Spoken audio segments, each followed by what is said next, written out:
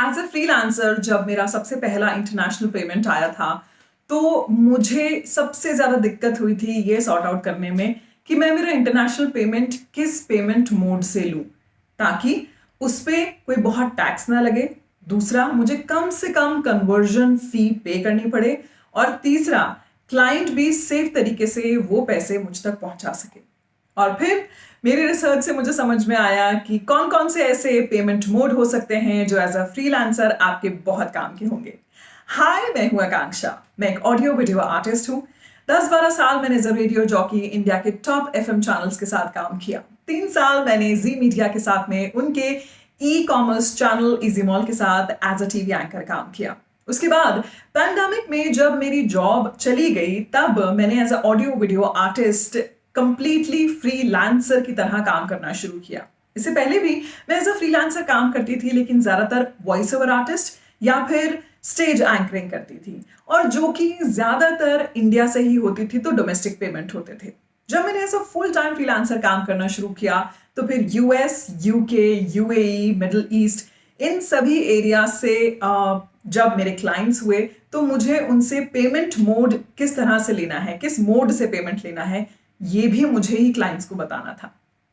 तो फ्रीलांसिंग एक सिर्फ आर्टिस्ट का काम नहीं होता है, आपको complete as an entrepreneur, as a business person काम करना होता है।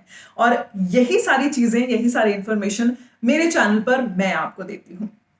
तो मेरा चैनल सब्सक्राइब कीजिए और इस वीडियो को लाइक कीजिए, क्योंकि आज के वीडियो में मैं आपको बताने वाली हूं best payment modes to accept money from your clients, domestic और इंटरनेशनल।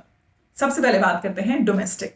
भाई देखिए, अगर इंडिया में हैं आप, तो आपके क्लाइंट से आप किसी भी मोड से पेमेंट ले सकते हैं। मैं आपको सजेस्ट करूंगी बैंक ट्रांसफर। बैंक ट्रांसफर सबसे पहला और सबसे आसान तरीका है। दूसरा, आप गूगल पे या फिर पेटीएम ले सकते हैं, बट मैं गूगल पे आपको सजेस्ट करूंगी, क्योंकि ये आपके डायरेक्टली अकाउंट से लिंक्ड होता है। आप पेटीएम का भी इस्तेमाल कर सकते हैं, मैं ज्यादातर गूगल पे का इस्तेमाल करती हूँ। क्लाइंट हमेशा आपसे 2 चीजें मांगेगा। पहला, आपकी पैन कार्ड की कॉपी, और दूसरा, हो सकता है बहुत से क्लाइंट आधार नंबर भी मांगते हैं, जस्ट टू वेरीफाई और टू चेक। ये दोनों चीजें वैलिड आपके पास होनी चाहिए। पैन कार्ड किसी भी कस्टमर को देने से पहले एक बहुत इंपॉर्टेंट चीज का ख्याल रखिए। क्या? उस पर मैंने एक बहुत इंपॉर्टेंट वीडियो बनाया है कि जब भी क्लाइंट आपसे कुछ ऑफिशियल डॉक्यूमेंट्स आपके मांगता है, तो वो डॉक्यूमेंट्स आपको किस तरह से शेयर करने चाहिए।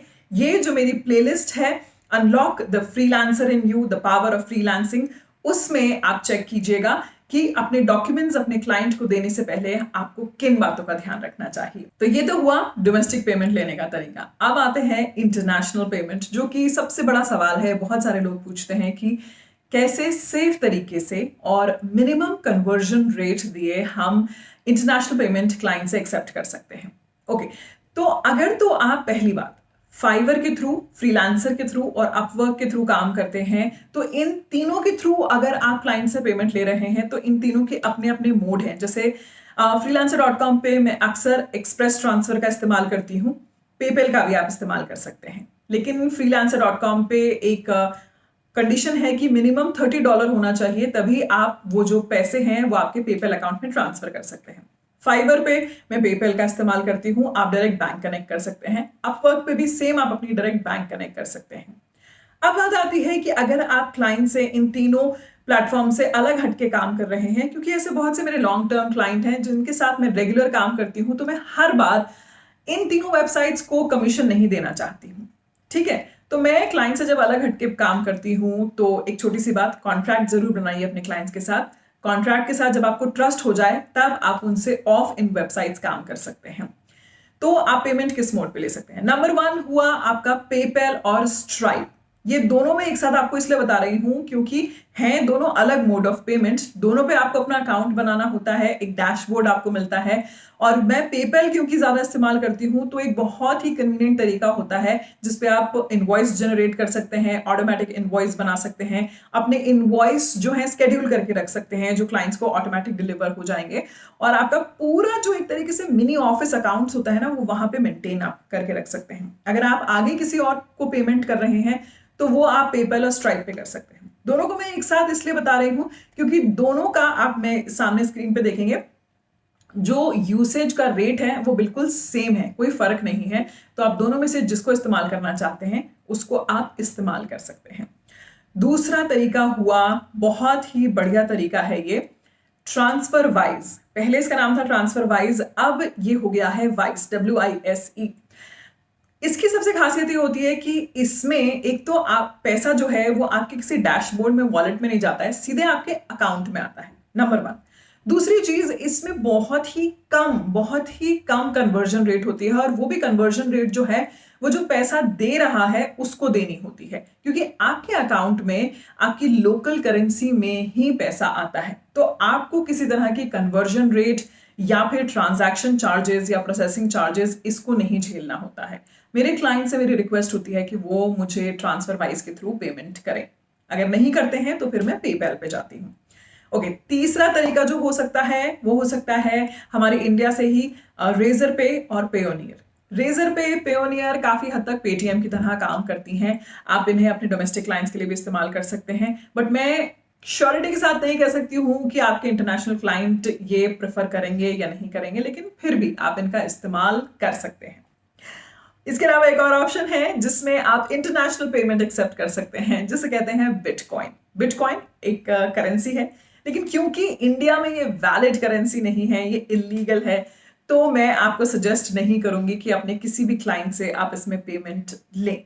लेकिन फिर भी अगर आप बिटकॉइन के बारे में पूरी जानकारी रखते हैं तो आप इसमें भी अपना पेमेंट एक्सेप्ट कर सकते हैं। लेकिन ये आपको पता होना चाहिए कि बिटकॉइन में एक्सेप्ट करने के बाद आप किस वॉलेट का इस्तेमाल कर रहे हैं, उसको कैसे सेल कर रहे हैं, और फिर सेल करने के बाद इंडियन करेंसी में क्या आप उसे ट्रांसफर कर पाएंगे कि नहीं कर पाएंगे, इसकी पूरी एक जानकारी आपके पास होनी चाहिए। तो ये तो मैंने आपको बताया आज के वीडियो में मोड्स ऑफ पेमेंट। एक और वीडियो मैंने आपके लिए तैयार किया है जिसमें आपको ये समझ में आएगा कि फ्रीलांसर को इंडिया में पेमेंट्स पर कौन से टैक्स रूल अप्लाई होते हैं। क्लाइंट अगर आपसे जीएसटी मांगता है, जीएसटी इनवॉइस मांगता है, तो आपको क्या जवाब देना है। जीएसटी नंबर बहुत सारी वेबसाइट्स मांगती हैं, वहां पे आपको क्या जवाब देना है। और टीडीएस, अगर क्लाइंट आपके पेमेंट पे टीडीएस काटता है तो वो आप क्लेम कैसे कर सकते हैं, या क्लाइंट को कैसे समझा सकते हैं कि टीडीएस किस तरह से कटेगा। इस पर मैंने एक और पूरा वीडियो बनाया है, everything we need to know about payment and IT tax in India as a freelancer. वो वीडियो भी आप देख सकते हैं। आज के लिए इस वीडियो में इतना ही, और आप मुझे इंस्टाग्राम पर भी फॉलो कर सकते हैं, आरजे आकांक्षा के नाम से अवेलेबल हूँ। फेसबुक पर भी मैं आरजे आकांक्षा के नाम से अवेलेबल हूँ। एक खास बात और, जैसे मैंने बताया कि मैं as a video presenter, YouTuber, spokes person काम करती हूँ, तो अगर आप मुझसे इन पर्सन एक सेशन लेना चाहते हैं या सेशंस लेना चाहते हैं जिसमें आप भी as a video presenter, YouTuber, TV host काम करना चाहते हैं, तो इसके लिए भी मेरे वीडियो डिस्क्रिप्शन के लिंक में मैंने एक लिंक अटैच किया है, उस पर अगर आप क्लिक करेंगे तो आप मुझसे एक 1-to-1 सेशन बुक कर सकते हैं। अगर आपका कोई सवाल है फ्रीलांसिंग से जुड़ा हुआ तो उसे कमेंट सेक्शन में जरूर से लिखिएगा, मैं उसका जवाब दूंगी या फिर उस पर कंप्लीट वीडियो भी बनाऊंगी। Thank you so much for watching. Don't forget to like this video and yes, do subscribe to my channel.